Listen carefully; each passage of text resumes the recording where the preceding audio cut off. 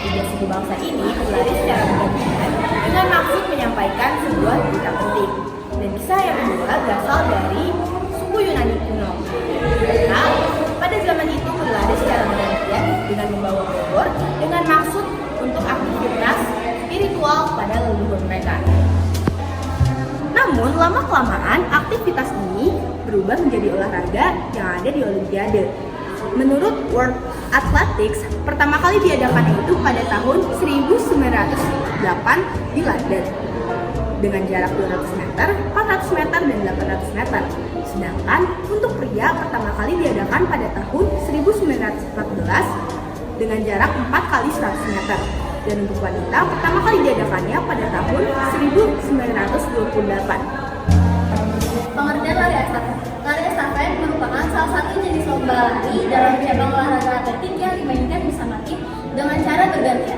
Dalam satu tim biasanya terdapat 4 orang pelari yang masing-masing memegang perannya sendiri. Pelari pertama, pelari kedua, pelari ketiga, dan pelari keempat. Yang digunakan untuk pelarinya adalah baju, celana, dan sepatu. Dan yang terpenting adalah tongkat estafet yang panjangnya 30 cm dan diameter 4 cm.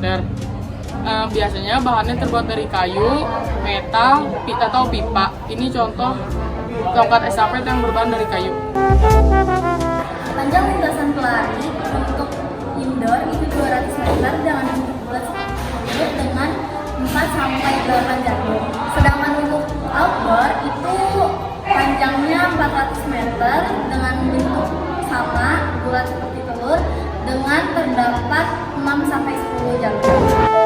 Untuk teknik start, pelari pertama menggunakan start jongkok. Usahakan tongkat tidak menyentuh tanah pada saat start. Jadi posisi tangan dibuat seperti ini.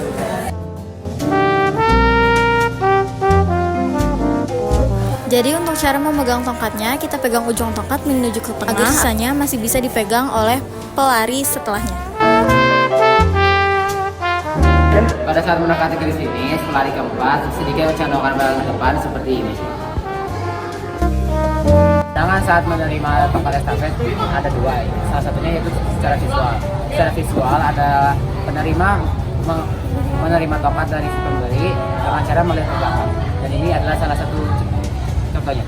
Dan yang kedua adalah non-visual. Non-visual adalah saat penerima tidak melihat tongkat yang diterimanya dari pelari sebelumnya. Inilah gambarnya.